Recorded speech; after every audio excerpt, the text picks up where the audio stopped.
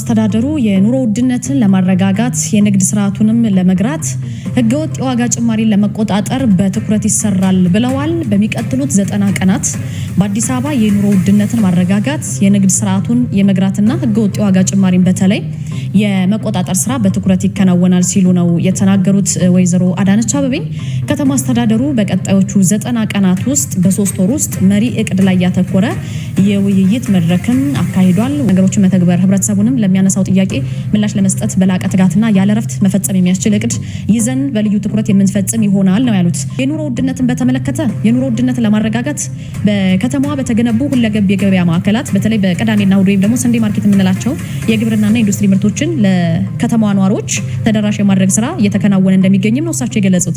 በዚህም አስተዳደሩ ነዋሪው ምርቶችን ከመደበኛው ገበያ ወይም የትኛውም ሱቅ ከምንገዛው ገበያ እስከ 20% የዋጋ ቅናሽ እንዲያገኝ በማስቻል የዋጋ ማረጋጋት ወይም መቀነስ ሚናውን እየተወጣ ነው።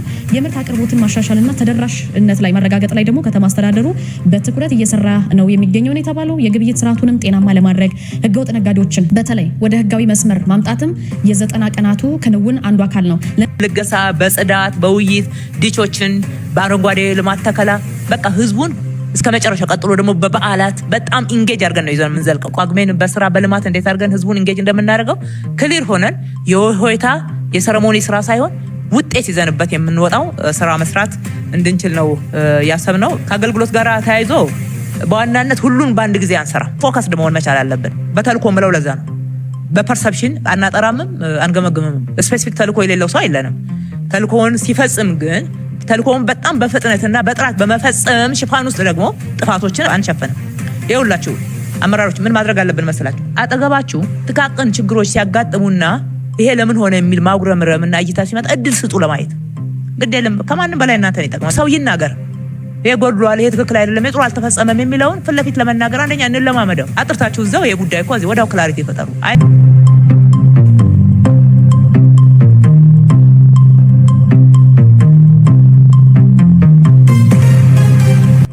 ሰላም ጤና ይስጥልን ወደ ቻናላችን ቤተሰቦች እንደምን አላችሁ? ዛሬም ተመልሰን ወደ እናንተ መተናል። በዛሬው እንግዲህ ልዩ መረጃችን የተለያዩ መረጃዎች አሉን። የመጀመሪያው ከቤቶች ልማት ጋር በተያያዘ የአዲስ አበባ በተለይ ከተማ አስተዳደር ፕላን አድርጓል። ከዚህ ጋር የተያያዙ መረጃዎች ምን ይመስላሉ የሚለውንም እሱን መረጃ ወደ እናንተ ይዘን እንመጣለን። አዳዲስ የቤቶች ልማት በተመለከተ አዳዲስ መረጃዎች አሉ። አብራችሁ ስትሆኑ የምታገኟቸው ይሆናል። በሌላ መረጃ ደግሞ ወይዘሮ አዳነች አቤቤ የ90 ቀን ቻሌንጅ ወይም የ90 ቀን እቅድ አውጥተዋል። በዚህ እቅድ ምንድን ነው የሚከወነው የሚለውን ከአመራሩ ጋር ሲወያዩ ታይተዋል። እንግዲህ ከምርጫ ማግስት ወደ ስራ የሚል መርህ ይዘው ገብተዋል። ሪል የህብረተሰቡን ችግር መጀመሪያ አወያይተዋል የሚለውንም አብረን የምናየው ይሆናል። ሌላኛው መረጃችን ከአጠቃላይ ከንግድ ስርዓቱ እና ከታክስ አስተዳደር አንጻር አሁን ከተማ አስተዳደሩን በፌዴራል ደረጃም ታክስ መሰብሰብ እንጂ ታክስ ሊሆን የሚችል ገቢ እንዲያመጡ ባለሀብቱን ግለሰቦችን የሀብት መፍጠሪያ መንገዶች ላይ ከመስራት ላይ የተወሰነ ክፍተት እንዳለ ያሳያል። ይህንንም የምናየው ይሆናል። ሌላው መረጃችን የመንግስት ሰራተኞች ወደፊት ምንድነው ዕጣ ፈንታቸው? በዚህ በጀት ዓመት ለመንግስት ሰራተኛ ደሞዝ በጀት አልተያዘም ብለዋል ሚኒስቴሩ። የመንግስት ሰራተኞች ሰሞኑን ምን አሉ? ከዚህ ጋር የተያያዙ መረጃዎችን ወደ እናንተ ይዘን መተናል። የነዳጅ ዋጋ ከፍተኛ ደረጃ ቀንሷል።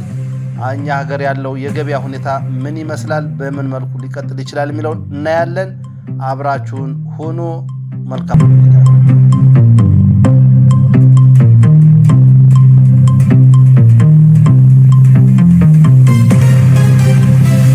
ከቤት ግንባታ ጋር ተያይዞ የቤት ግንባታ በተሰራው ላይ ቆንጠር ተደርጎ ተቀምጧል። ግን አግሬሲቭሊ ነው መጨረስ ያለ። አንዱ አግሬሲቭ ስራችን የጀመርናቸውን ቤቶች መጨረስ ነው። ሁለተኛው ደግሞ በ2019 የምንጀምራቸውን የቤት ቁጥር መወሰን፣ ለሱ የሚያስፈልገውን ዝግጅት ከዲዛይን፣ ከቦታ፣ ከኮንትራክተር ልየታ፣ ከአማካሪ ልየታ ጀምሮ በደንብ አድርገን የሰው ኃይል ዝግጅት ብዙ ስራዎች አሉት። እሱም በሚገባ ኮምፕሬሄንሲቭ የሆነ እቅድ ነው የሚያስፈልገው። የአመቱ እቅድ ኦልሬዲ ነበረና በዚህ ክረምት እንዴት አድርገን እንረባረብ። አንዱ ቤት ነው እንግዲህ ይህንን ህዝብን ልንክስ ከሆነ ትልቁ አንዱ ማዕከል አድርገን የምንሰራው መንግስት ሰራተኞች ላይ የጀመራቸው ሴክተሮች አሉ። የፖሊስ የመሳሰሉት የተጀመሩ አሉ። እነሱን ወደ ስራ ማስገባት፣ ሌሎቹን ደግሞ በጀመርናቸው ፓኬጆች እና ሪሶርስ መፈለጊያ አማራጮች አጠናክረን መሄድን የሚጠይቅ ነውና ይሄ በእናንተ ቼክሊስት ላይ በደንብ በዝርዝር መቀመጥ መቻል አለበት። ክፍለ ከተሞች ወደ ቻናላችን ቤተሰቦች ወደ ዝርዝር መረጃዎች ተመልሰን መተናል።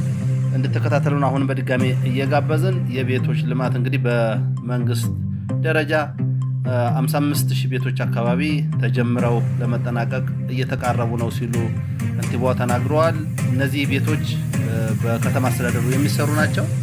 ሌሎች የ70-30 ወይም ከመንግስት ቦታ አመቻችቶ 70 ሰርቶ 30ዎችን ግን ለከተማ አስተዳደሩ የሚለግሱት የሪል ስቴቶች ከሌሎች አጋር ድርጅቶች ጋር መስራት በሚለው ሌላኛው ነው። በአጠቃላይ ከ100,000 ቤቶች በላይ እየተሰራ ያለ መሆኑና በዚህ 3 ወር መጠናቀቅ እንዳለበት ማሳሰቢያ ሰጥተዋል ማለት ነው። በዚህም በበጀት ዓመት እንግዲህ በአዲስ አበባ ደረጃ እነዚህ 55,000 ቤቶች በከተማ አስተዳደሩ የሚሰሩ በቤቶች ልማት የሚሰሩ መጠናቀቅ እንዳለባቸው ተናግረዋል። ሌሎቹ ደግሞ ድጋፍ አድርጎ በሪል ስቴት የተያዙ ቤቶች ሲሰሩ በአጠቃላይ ከ160,000 ቤቶች በላይ መጠናቀቅ እንዳለባቸው አሳስበዋል። ከዚህ በተጨማሪ ቀጣይ በ2019 በጀት ዓመትም እንዲሁ የቤት ፕላን ተይዞ ለመስራት ካሁኑ እቅድ መያዝ እንዳለበት፣ ይሄ እቅድ ደግሞ በማስተባበር የሰው ኃይል በማዘጋጀት እና መሰረተ ልማት በማሟላት ካሁኑ ፕላን መደረግ አለበት ሲሉ ተናግረዋል ማለት ነው። ስለዚህ የቤቶች ልማት እንደ ዋና ትኩረት ተደርጎበት የሚሰራ መሆኑና ከዚህ ጋር ተያይዞ የኮሪደር ስራ እንዲሁም ሌሎች የመሰረተ ልማት ስራዎች መሰራት እንዳለባቸው ተናግረዋል። እንግዲህ ከንቲባ ወይዘሮ አዳነች አቤቤ ስለ እጣ ያሉት ነገር የለም። በዚህ በ3 ወር ወይም በ90 ቀን እቅዳቸው ነው ወይ እጣ የሚወጣ የሚለውን ምንም ፍንጭ ነገር አልሰጡም። የሚቆይ ይመስላል። ከዚህ በፊት እንግዲህ እንደተናገርነው ሰኔ አካባቢ ወይም ሰኔ መጨረሻ የበጀት ዓመቱ መዝጊያ አካባቢ እስከ 20,000 ቤቶች ይወጣሉ የሚል ጭምጭምታ ነበረ። አሁን ግን በተወሰነ መልኩ የሚራዘሙ መሆኑን ማሳያ እያየን ነው። ለዚህም ደግሞ የ90 ቀን እቅድ ተጠናቆ ሲመለሱ የአፈጻጸም ደረጃውን አይተው የቤቶችንም የአፈጻጸም ደረጃ ካዩ በኋላ ለ1997 ብቻ ሳይሆን ለ2005ም ለብዙ ዕድለኞች ቤቶችን ለማቅረብ እንደሚሰሩ ነው የመግለጫ ላይ ያስቀመጡት። ምናልባት ከዚህ ጋር በተያያዘ ከተማ አስተዳደሩ እንደነገርኳቸው 55,000 ቤቶች አካባቢ በፕላን ይዞ እየሰራ ነው፣ መጠናቀቅ አለባቸው የሚል አቋም ነው የያዙት በ90 ቀን ውስጥ። ስለዚህ ቀድመው እጣ እናወጣለን ወይም እጣ ሊወጣ የሚችል አይነት ነገር ፍንጭ አልሰጡም። ስለዚህ የኮንዶሚኒየም ምዝገባ ላይ ያሉ የ1997 የ2005 ነዋሪዎች የከተማ ነዋሪዎች እንግዲህ በትኩረት የተከታተሉ እንደሆነ ይታወቃል። ስለዚህ በትዕግስት እንዲጠብቁ ከማድረግ ውጭ ሌላ መፍትሄ ያለው አይመስልም። ያው ባለፈው ሳምንትም እንደተናገሩት የቤቶች ልማት አስተዳደር ኃላፊዋ እንደተናገረችው ቁጠባችሁን በተደጋጋሚ የሚናገሩት ቁጠባ ላይ ጨምሩ። በተለይ 1997 የሁሉም እጣ ስለሚወጣ ያላችሁት 2,000 3,000 4,000 ቢሆን ቁጠባ አካውንታችሁ ላይ አስገቡበት፣ እጣው ይወጣል የሚል ተስፋ ከመስጠት ውጭ መቼ ይወጣል፣ ለነማን ምን ያህል ሰዎች አሉ የሚል ዝርዝር መረጃ መስጠት አልፈለጉም። የብዙዎች ጥያቄም ግልጸኝነት መንግስት እንዴት ነው? ለምንድን ነው የማይነግረን? ምን ያህል ቤቶች አሉ? 1997 ምን ያህል ሰዎች አሉ የሚለውን እንኳን መናገር እንዴት ያቅተዋል? ለምን ይሸፋፍነዋል? በመሀል ሌሎች እንዲገቡ ነው ወይ የሚል ብዙ መላምቶች ይሰጣሉ። አንዳንድ መረጃዎችን ለማጣላት እንደሞከር ነው ኦፍኮርስ የመነገር አለበት ማለት ዳታቤዝ ላይ ያለ መረጃ ነው። 1997 1998 አክቲቭ የሆነው ወይም ንቁ የሆነው እንዲሁም ብቁ የሆነው መናገር አለመቻል ለምን አስፈለገ የሚለው የብዙዎች ጥያቄ ነው። ምክንያቱም መንግስት ግልጽ መሆን አለበት። ለህዝብ ነው የሚሰራው። ለህዝብ የሚሰራውን ስራ ደግሞ ቆጥሮ መናገር መቻል አለበት። ለምሳሌ ቤቶች 50,000 ቤቶችን እየገነባሁ ነው ብሏል። እነዚያ መካከል አብዛኞቹ በአማካይ 80,000 ቤቶች አካባቢ ከግሉም ከመንግስትም እየተሰሩ እንደሆነ የሆነ ወቅት ይነገራል። የሆነ ጊዜ ደግሞ 160,000 ቤቶች እየተሰሩ ነው ይባላል። ከዚያ ማብራሪያው ጋር ስንመጣ 50,000 ቤት በመንግስት 50,000 ቤት በግል አልሚዎች እንደገና ሰዎች በግለሰብ ደግሞ 50,000 ቤት ተደማምረው 150 160,000 ቤት እየተገነባ ነው ብለው ጥያቄዎች ሲበዙ ይናገራሉ። ግን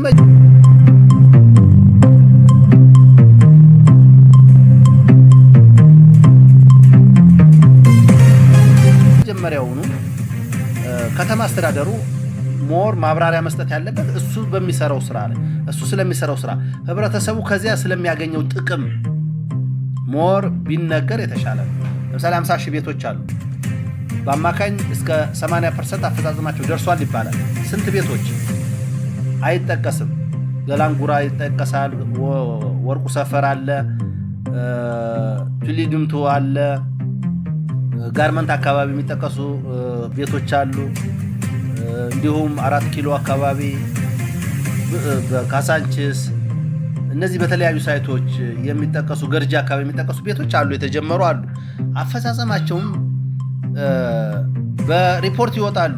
እንደዚህ በ24/7 የአሰራር ሰዓት ወይም የጊዜ አጠቃቀም እየሰራን ነው ይባላሉ። ግን በግልጽ ለህዝቡ አይነገሩም።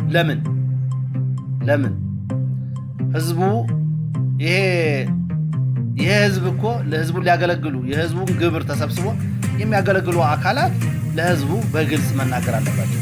1997 በተደጋጋሚ ይጠየቃል። አንዴ 3400 አንዴ 4800 አካባቢ አሉ፣ ሌላ ጊዜ ደግሞ 5000። ይሄም በተመሳሳይ ለግልጸኝነት ጉድለት ያሳያል። 1997 ስንት ሰዎች ናቸው የቀሩት? ለምንድን ነው የማይነገረው? ለምን 2000 ከሆነ 2000 ሰዎች ከ1997 ቤት ያልደረሳቸው አሉ። ከነዚህ ውስጥ አክቲቭ የሆኑት ወይም ብቁ የሆኑት ይህን ያህል ሰው፣ ብቁ ያልሆኑ ይህን ያህል ሰው፣ ዲአክቲቭ የሆኑ ወይም እስካሁን እየቆጠቡ ያልሆኑ ሰዎች ይህን ያህል ሰው ተብለው ለምንድን ነው በይፋ የማይነገረው? ብዙዎች ምን ይላሉ? እዚህ አካባቢ ላይ የሚድበሰበሰው የሚቀርቡ ሰዎች እዚህ አካባቢ የሚፈለጉ ሰዎች እጣው ውስጥ እንዲገቡ ስለሚደረግ ነው። ከዚህ በፊት የነበረ ትሬንድም አለ። ለምሳሌ አሁን በ14ኛው ዙር የቤቶች ልማት እጣው ሲተላለፍ 20,000 አካባቢ ቤቶች እንደሚተላለፉ ተነግሮ ነበረ። በኋላ ተቀንሷል። እንደዚያም ሆኖ ግን 1997 በሙሉ ይሰጣል ተሰጠ የሚል ዜና ተሰራ። ከሆነ ጊዜ በኋላ ደግሞ 1997 እንዳልተሰጠ ሰዎች ራሳቸው ወጥተው ተናገሩ። ቁጠባውን ማሟላት ስላልቻልን እንጂ ከምዝገባው አልተሰረዝንም ብለው ሰዎች የተመዘገቡ ሰዎች ሲወጡ አሁንም ከተማ አስተዳደሩ 97 መኖራቸውን አረጋግጫለዋል። አሁን ስንት ናቸው ያሉ? እንደዚህ አይነት ውዥንብር የሚፈጥሩ ጥያቄዎች፣ ውዥንብር የሚፈጥሩ መረጃዎችን በአንድ የመንግስት አካል በየጊዜው ተደጋግሞ ይተላለፋሉ። ቤቶች ገላን አካባቢ ይህን ያህል ቤቶች ተሰሩ፣ እንደዚህ ያደረግን። ምን ያህል ቤቶች በቁጥር ምን ያህል ቤቶች 90% ደረሱ፣ ምን ያህል ቤቶች 50% ናቸው፣ ምን ያህል ቤቶች ገና እየተጀመሩ ናቸው የሚለውን በግልጽ መነገር አለበት። ዝም ብሎ ማጓጓት አይደለም፣ ዝም ብሎ ተስፋ ማስቆረጥም እንዳይሆን እዚህ ላይ በጣም መሰራት አለበት ማለት ነው። ከቤቶች ልማት አንጻር የት ሳይት ምን አለ የሚለውን ሁላችሁም ታውቃላችሁ ብዬ አስባለሁ። በተወሰነ መልኩ የብዙ ሳይቶች በተደጋጋሚ በዜናም በተለያየ መልኩ ስለሚነገር አብዛኞቹ 80% አፈጻጸማቸው እንደደረሰና ለዕጣ ኦልሞስት ብቁ እንደሆኑ፣ የሚቀረው ግን የመሰረተ ልማት ማለትም የውሃ፣ የመብራት፣ በተለያየ መንገድ እነዚህ ሁኔታዎች ሲሟሉ ዕጣ እንደሚወጣ ነው እንግዲህ ያገኘነው መረጃ የሚያመለክተው።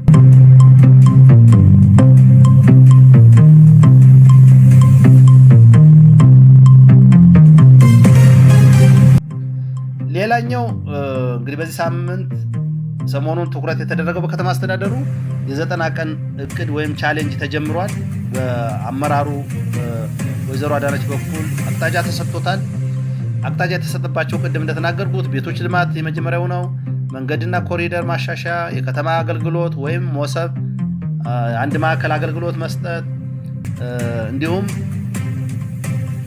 ለውጥ ማሳየት ማለት ተግባራዊ የሆኑ ለውጦችን ማሳየት፣ ጉድለቶችን መቀነስ፣ የበጎ አገልግሎት እነዚህን በዚህ ክረምት ሊሰሩ የሚችሉ የ90 ቀን እቅድ ተብለው ተይዘዋል ማለት ነው።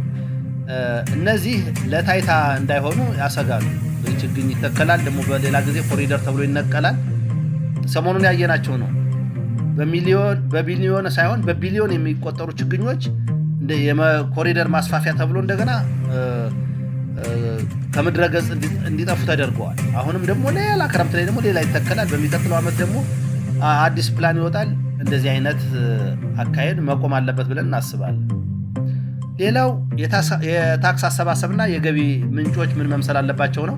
እንግዲህ መንግስት በዚህ ዓመት 1.5 ትሪሊዮን ብር ገቢ ሰበስባለሁ ብሏል። ከዚህ ውስጥ ደግሞ 73% የሚሆነው ከታክስ ነው የሚሰበሰበው ማለት ነው። የገቢ ምንጮች ሊሰበሰብ የሚችለው ስለዚህ ከዚህ አንጻር ወደ 2.3 ትሪሊዮን አካባቢ ነው ፕላን የተያዘው። እነዚህ ታክስ የመሰብሰብ እቅድ ተይዟል። ትኩረታችን በዚህ 3 ወር ታክስ መሰብሰብ ነው ብለዋል። አሁን የብዙ ሰዎች ጥያቄ፣ የብዙ ባለሀብቶች ጥያቄ፣ እንደ ሀገርም የብዙ ምሁራን ጥያቄ ታክስ መሰብሰብ ትክክል ነው። የአንድ ነጋዴ ወይም የማንኛውም ዜጋ በሚሰራው ልክ ግብር መክፈል ግዴታው ነው።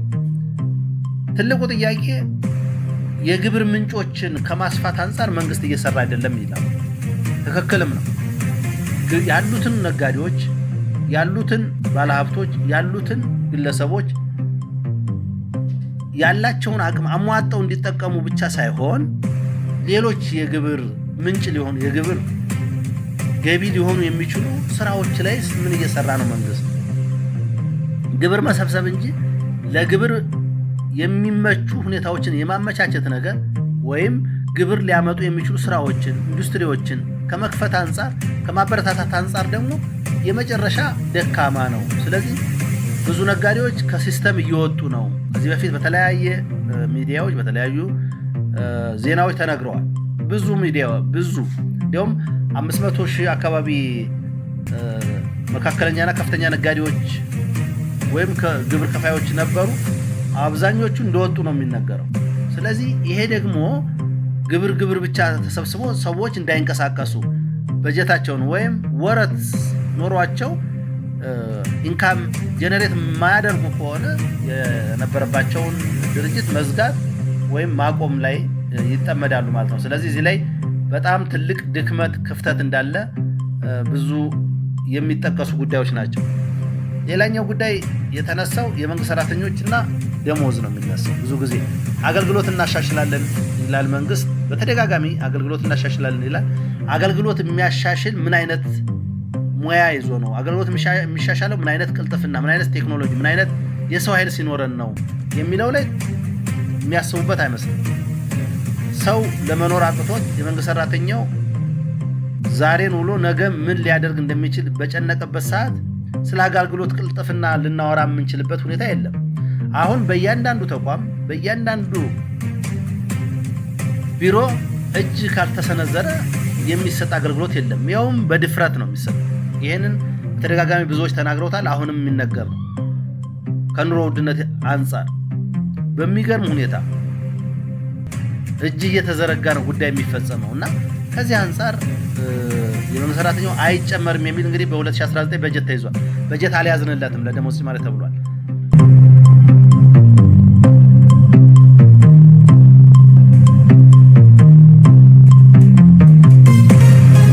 በወቅቱ ያልታዩ ካሉ ክረምቱ ሲመጣ ቶሎ እናገኛቸዋለን እና ያልጨረሳችሁ ቶሎ አጠናቁ። ሰሞኑን አጠናቃችሁ እሱን አንድ ጊዜ በጥሩ የህዝብ ንቅናቄ እናስመርቀዋለን። ባዶ መጋዘን አንመርቅም። ሁሉም ውስጥ ምን ለመያዝ ነው? ሰብአዊ ድጋፍ ለመያዝ ነው። ከዓላማው ጋር ነው የሚመረቀው ማለት ነው። ሞባላይዝ ያደረግናቸውን እስካሁን ድረስ ሰበሰብናቸው ብለን የምንፈልገው ሶስተኛ ከግንባታ ፈቃድ ቁጥጥር ስራ ጋር ተያይዞ ህዝቡን የሚያመላልሱ የኦንላይን አድርገናቸዋል ብለው ነገር ግን ግለሰቦች ሲፈልጉ የሚፈቱ ሲፈልጉ የሚያስሩትን አሰራር ማስቀረት ላይ ትኩረት ማድረግ መቻል አለብን። ሲስተማችንን በማጠናከር አብዛኛውን ወደ ዲጂታል አንድ ማዕከል አገልግሎት እያስገባን ሰውን እያሰለጠን እያበቃን አገልግሎትን ከብዙ ውጣ ውረድም ከሌብነትም እያላቀቅን መሄድ ነው። ስለዚህ ታርጌቱ ስንት ተጨማሪ አገልግሎቶችን ትኩረታችን እነኚህ አገልግሎቶች ይሁኑ ንግድንም ብንጨምር ደስ ይለኛል። ግን በዋናነት ግን እነኚህ ናቸው። ከሙስና ጋር ተያይዞ እየሰራን ራሱ ፐርሰፕሽን ዋለ እየሰራን ለውጥ እየመጣ ራሱ ይህን ሁሉ ሀብት ከሌብነት አላቀን ተመልሰን ከተማም እያለማን ከየት ሀብት መጣ የሚለውን እኛ ራሳችን መናገር እስከሚያቅተን ነው። ምንም ማጋናን አይደለም እያወራን ያለ ነው። ማንም ሰው አይቶ እየመሰከረ ያለው